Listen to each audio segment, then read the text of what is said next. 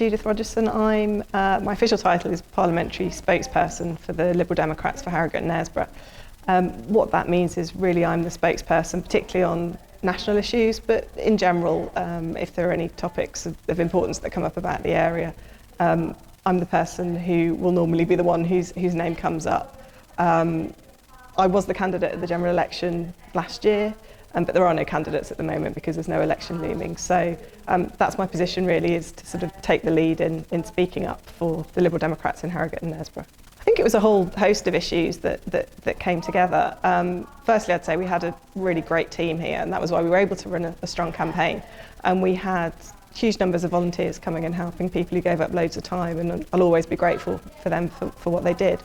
But really, as I say, it's a whole host of things came together. The Liberal Democrats have published a report about looking back at what happened in the election, because obviously we didn't do as well as we'd hoped we would across the country. And that report has been very honest and in some respects was quite brutal. But it acknowledged that our messaging wasn't as good as it could have been, and the way that the campaign was run, maybe next time we'll do things differently. So that's been taken on board. And our new leader, Ed Davey, he's acknowledged that as well, that there's a perception amongst a lot of people that the Lib Dems don't necessarily represent the things that people care about.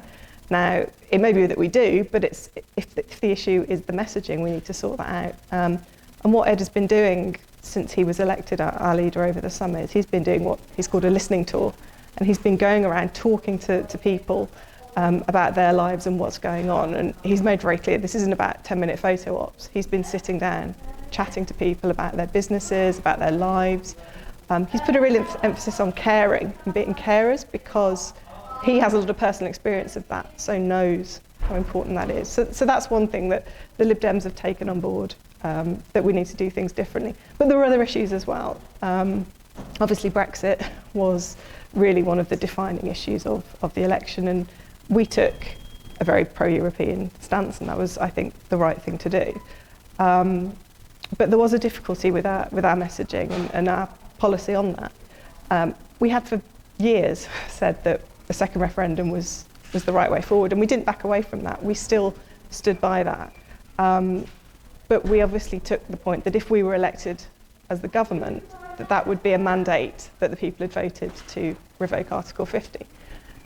The problem was that it took too much explaining, and it gave an opportunity, I think, for our rivals to say they're undemocratic, they're not listening to you. Now, when I went out and spoke to people and explained to them our logic behind our policy, most people, even some quite strong Brexiteers, said, fair enough.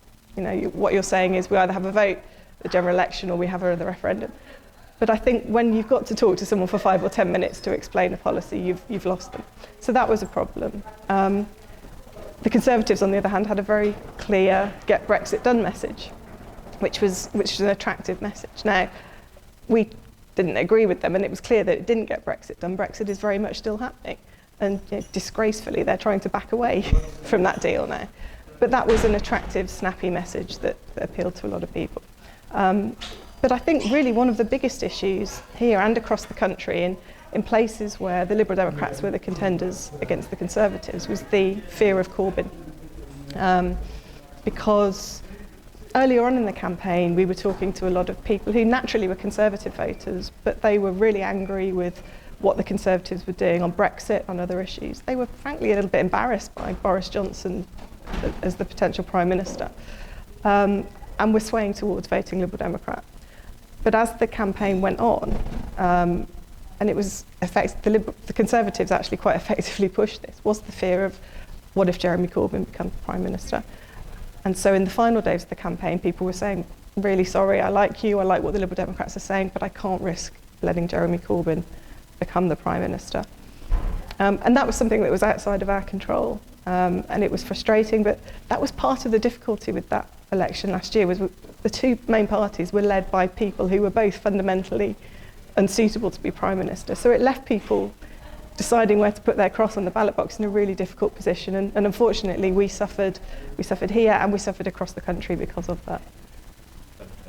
Certainly something I would support doing, yeah, and talking to people is the right thing to do, and that's, we have our values as Liberal Democrats and the things that we stand for, but it's important that we reflect what the people actually want us to hear about and apply those values in a way that the people want us to. What we shouldn't do is be distracted by issues that people don't think are relevant, because if we're going to change people's lives for the better, we need to know how those are going to be changed, and the only way to do that is to listen to people. Well, I mean, COVID obviously is dominating and has dominated for most of this year. It's impossible to escape the impact that that's having on our lives. I think Harrogate and Knaresborough is particularly hard hit by the impact on the hospitality, the leisure industry, because our economy here is so driven by the convention centre, which obviously isn't available to be used at the moment because it's being used, it's available to be used as the Nightingale Hospital. So I've spoken this week with B&B owners who are really dreading what's going to happen in the future because they have lost all their bookings, largely as a result of the restrictions that are in place, which mean it's near on impossible for people to plan ahead, to know what's going to happen. And as a result of that, they're saying we're having to effectively shut down our businesses because we can't get the bookings that we need, and they're really worried about the future. So that's something that's really important. Certainly the Lib Dems have been pushing this, is giving people the support they need. It's not their fault that they're in this position. It's no one's fault that COVID has happened, but what we can control is how we manage it. And at the moment, there just isn't enough support for people in the hospitality and leisure industries to keep them going through this incredibly difficult time. So there's no escaping that is a big issue for businesses in this area at the moment. In terms of other issues, really, the issues that were there a year ago when we were fighting the campaign haven't gone away. And I think that's part of the dreadful thing of we've been so distracted this year by the virus, which obviously we've had to focus on. But all those problems about mental health care, funding for schools, all that sort of thing, it's still there. And in a way, it's going to be harder when we come out of COVID, because if there's less money around to sort those problems out than there was a year ago, we need to find we've got to think of innovative ways to deal with those issues. One example, it's as we're sitting here this morning, hearing in the news about the vote yesterday in Parliament for free meals for children. And Conservative MPs, including our MP here, voted against giving free meals to children through the Christmas period. And really, that's a devastating thing. There are children in absolute poverty in this country.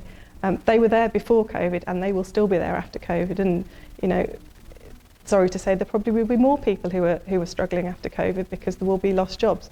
So those are the sorts of things that are still going to be there, and they're going to be big issues here and across the country.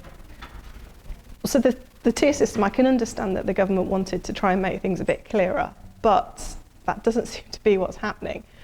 For a start, this week the government's been negotiating with different areas about what Tier 3 means. So it seems that it means different things in different places, that some places you can open gyms, some places you can't, some places soft plays. So that isn't helping with the confusion. But I think more fundamentally, my concern is that is it actually working? Because places like Manchester have effectively been in Tier 2 for months, and their infection rates have gone up and up. So if it hasn't worked then, why is it going to work now? And they're moving into Tier 3. Areas which are Tier 1 are wondering, are we going to be Tier 2, Tier 3? So in principle, it sounds like a good idea, but is it actually practically working? Another big issue is, again, are people being given proper support? Because I know people have said, well, if you're in Tier 2, it's actually worse because you get less support than if you're in Tier 3. So in principle, you can open your business, but if you're not getting the customers, you don't get the same support you would if you were told to close. The 10 p.m. curfew, well, that's been something that's been hugely controversial, and certainly in Parliament, and the Liberal Democrats have been campaigning about this because we've been asking, what's the science behind it? Why is it helping to turn people out of pubs and restaurants at 10 o'clock?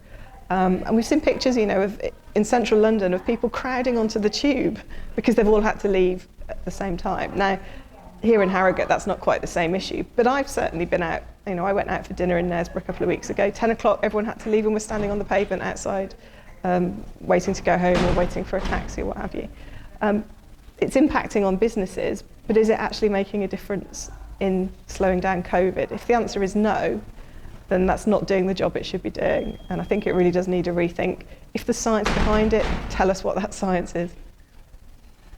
I think the MP's job is to be vocal about these things, and there are MPs around the country who are doing that, but I'm not seeing that here.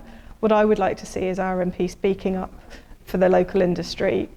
One thing that we've been campaigning about is an extension of furlough, and that is something that is really going to affect people's lives, not just in hospitality, in all businesses. We've been campaigning about that, but we haven't seen the support that we would like from our MP for that. Now, when we first started that campaign a couple of months ago now, in response, it was reported that our MP had said that we were being alarmist to raise concerns about unemployment. We're seeing unemployment coming back now. Just this week, Harrogate International Festivals have had to announce that they're making a large proportion of their staff redundant. It's not alarmist to raise concerns about people's jobs and people's livelihoods. And I think we would like to see more from our MP standing up for local people who, we have the same issues across the country, but very specific issues about leisure and hospitality here. Someone who has been speaking up on that a lot is Tim Farron, who's the Lib Dem MP in Westmoreland and Lonsdale. He's been really campaigning hard. He's not a Conservative MP, he's not as close to the government, but he's getting that momentum going and raising those issues. And it'd be fantastic if we saw our own MP doing the same thing. Well, we'd like to see the furlough scheme extended, because that has kept people going. And I've had emails from people who've said, I'm expecting to be made unemployment when furlough stops, and then I'm really worried about how I'm going to be able to pay my rent and issues like that. So the Lib Dems have campaigned for the furlough to be extended into next year. When it was started up, the plan was to end it in October. We couldn't have known what was going to happen, but we now know where we are and what's happening. There's also a lot of people, millions of people, who've fallen through the gaps. There's groups called the excluded who, for one reason or another, don't qualify for any support. And we'd like to see a lot more done for them. So those are people who, certain categories of people who are self-employed, who just for one technical reason or other haven't qualified. They're really suffering. And we want to see more from the government, from people like them. Well, I think that's just heartbreaking to tell people like that who've spent their lives, they've dedicated their lives to a particular industry, and to just say, oh, sorry, go and do something else. I can't imagine being told that, having worked so hard to get to where you are, I'll just go and do something else. It's not a good message. I wish I knew, but I don't think anyone can know. But what we've got to be aiming to do is to get control of the virus as best we can. And I think, sadly, the way that the government is handling this at the moment isn't the right way to do it. Just what we've seen this week with the negotiations, pitting councils against each other. The way that Manchester was treated was really appalling. Whatever you think of the respective individuals involved, to effectively pull the plug, and then for people not to know. Imagine being a person in Manchester who just doesn't know what's going to happen. Is there going to be any support for me? That's no way to run a government. So I think we've really got to get on top of that. The most important thing is track and trace. Because it's not working at the moment. The government needs to get a grip on that. Certainly the Lib Dems had called for a 2-week lockdown to allow us to do that over the half term, so there's less disruption than there otherwise would be, particularly to children who are missing school.